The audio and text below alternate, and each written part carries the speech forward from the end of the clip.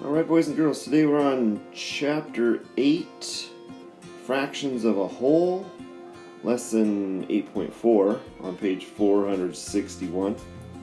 And we're going to look at how does a fraction name part of a whole.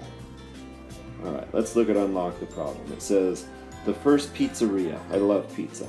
The first pizzeria in America opened in New York City in 1905. The pizza recipe came from Italy. Look at Italy's flag. What fraction of the flag is not red? So we look at the flag, it has 3 equal parts, and we know right by now that when we're looking at fractions, they need to have equal parts. So the 3 rectangles need to be equal, and they are. And the question was, what fraction is not red? So we have the red section here, but we have the not red section, these 2 over here. So we have 1, 2, 3 total parts, and 2 of them are not red.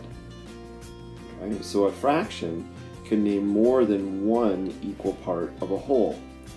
The flag, like I mentioned, is divided into 3 equal parts, and 2 parts are not red. So when we write our fraction of what fraction of the flag is not red, we get 2/3 is not red. Okay? Because 2 of them are not red. And 2 parts are not red. Right here. That becomes our top number, which we call the numerator. There are 3 equal parts in all. That is our bottom number, which is the denominator. And it's read as 2/3, or 2 parts out of 3 equal parts. Nobody really says something like that when they see that fraction. It's typically read just as this right here, 2/3. And it's written like that right there. So we say 2/3 of the flag is not red. And I'll write it in red. 2/3. Now you notice I wrote my fractions slightly different than the example in the book up here. Okay, so you can write them either way. You can have your fraction bar, which is this line here. You can have that either diagonal like I did, or you can have it completely horizontal like this. Either one is fine. Okay. Let's look at some vocabulary here. Numerator and denominator. Numerator and denominator. Now these 2 words, I guarantee you, will be on testing. It will be on our chapter tests. It will be on our quiz. It will be on SBAC. It will be on map testing. So we need to know what these 2 vocabularies mean and how they work. Numerator is the top one up here, and it tells how many parts are being counted. And so in our example up above with the flag, we were counting how many were not red, right? So we were counting that one, and we were counting that one. We were counting those 2. That's our numerator, and that goes on the top of your fraction, okay? Right there. The other one is the denominator. I like that word. Denominator tells how many equal parts are in the whole, okay? So if we look at our flag example, how many equal parts are in the whole? There were a total of 3 equal parts on their flag. So that's why the 3 was the bottom number, or the denominator, telling us how many total equal parts there are. Okay? Numerator is on top, denominator is on the bottom. All right? One way I kind of remember it, or used to, now I just know it. Numerator is a little bit shorter word if we look at it. Right? It's a little bit shorter than denominator, which is a longer word. And usually with our fractions, the shorter or smaller number goes on top, the numerator. The longer or bigger number goes on the bottom, the denominator. Numerator shorter on top, denominator longer on the bottom. That might help you. Okay, let's look down here a little bit. And one thing I noticed when we were working on our problems on some of our earlier assignments, and we were asked to write the fraction of the part that is shaded. And that's part's not on here right now, but I want to talk about it because I noticed some confusion there. Shaded means a part that is colored in, like this, or in this example, both of these, or in this example, there are 3 of them shaded. Here we have 4 of them shaded. Here we have 5 shaded, and here we have all 6 are shaded or colored in. So when you see shaded, you should think colored in, okay? All right, so counting equal parts, this fraction here is 1/6. Whoops, there we go. This is 1/6 right here. 2/6 means 2 of them are colored in out of 6.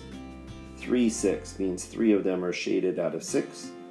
And then here we have 4 shaded in, so our fraction is 4/6. And over here there are 5 shaded in, so our fraction is 5/6. And here we have all 6 shaded in, so our fraction is 6/6, or 1 whole rectangle shaded in. So anytime you see an example like this, 6/6, that's going to be 1 whole or 1.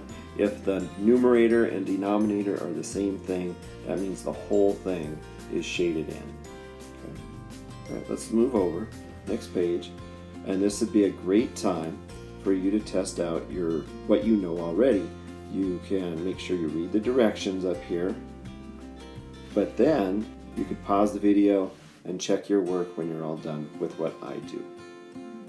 Alright, now if you chose to pause the video, I assume you're done with all 4 of these, and we'll look at the first one. This is A, and it says 2/6. Okay, that means 2 parts are shaded in, and there are a total of 6. And so they show us how to write that fraction as a number with numbers, and then we can also write it in words, and we write 2/6. And then you'll notice in today's assignment, sometimes they'll show you something like this, and that means if they give you maybe just the denominator and they want you to write in the top number, which is the numerator, that if they're giving you part of the answer as a number, they'll want you to write the rest of it as a number. If they're giving you part of the answer in words, that means they want you to write your part as a word and not a number. Okay, so stay consistent. If it's numbers rather, make sure you write it as a number. If it's showing it in words, make sure you write it in words. Okay, let's look at our next example. And here we have our big rectangle. There are 1, 2, 3, 4, 5 shaded in. They show us 5/8, so we write in 5/8 shaded in. Okay. C, here's the example I was talking about. We have 1, 2 of them are shaded in, and they show us down here, it says 2/3. So when we write our fraction up here, we don't write TWO. Instead, we just write the number 2/3. And finally we have D, and here we can count them again. There's 1, 2, 3, 4, 5, and 6. All 6 are shaded, and so that's 6/6, or 1 whole. Here's our 1 whole, and we're going to write in 6/6. Okay. Share and show today. Just like always, make sure you read the directions carefully, especially this section.